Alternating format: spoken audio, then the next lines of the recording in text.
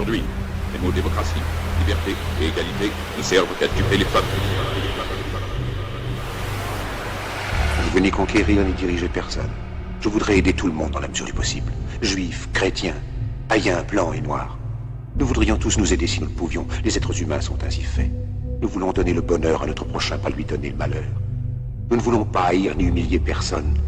Dans ce monde, chacun de nous a sa place et notre terre est bien assez riche. Elle peut nourrir tous les êtres humains. Nous pouvons tous avoir une vie belle et libre.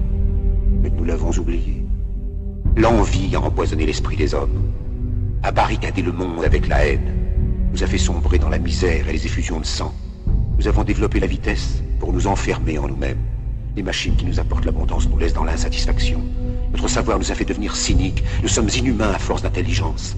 Nous ne ressentons pas assez et nous pensons beaucoup trop. Nous sommes trop mécanisés et nous manquons d'humanité. Nous sommes trop cultivés et nous manquons de tendresse et de gentillesse. Sans ces qualités humaines, la vie n'est plus que violence et tout est perdu. Les avions, la radio nous ont rapprochés les uns des autres. Ces inventions ne trouveront leur vrai sens que dans la bonté de l'être humain, que dans la fraternité, l'amitié et l'unité de tous les hommes. En ce moment même, ma voix atteint des millions de gens à travers le monde. Des millions d'hommes, de femmes et d'enfants désespérés, victimes d'un système qui torture les faibles et emprisonne les innocents.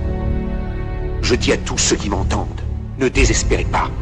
Le malheur qui est sur nous n'est que le produit éphémère de l'avidité, de l'amertume de ceux qui ont peur des progrès qu'accomplit l'humanité.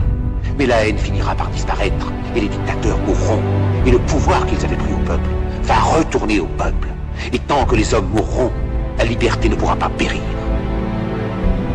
Soldats, ne vous donnez pas à ces brutes, à une minorité qui vous méprise et qui fait de vous des esclaves, en régiment toute votre vie, et qui vous dit ce qu'il faut faire et ce qu'il faut penser, qui vous dirige, vous manœuvre, se sert de vous comme chair à canon, et qui vous traite comme du bétail. Ne donnez pas votre vie à ces êtres si inhumains, ces hommes-machines, avec une machine à la place de la tête et une machine par cœur. Vous n'êtes pas des machines, vous n'êtes pas des esclaves, vous êtes des hommes. Des hommes avec tout l'amour du monde dans le cœur. Vous n'avez pas de haine, sinon pour ce qui est inhumain, ce qui n'est pas fait d'amour.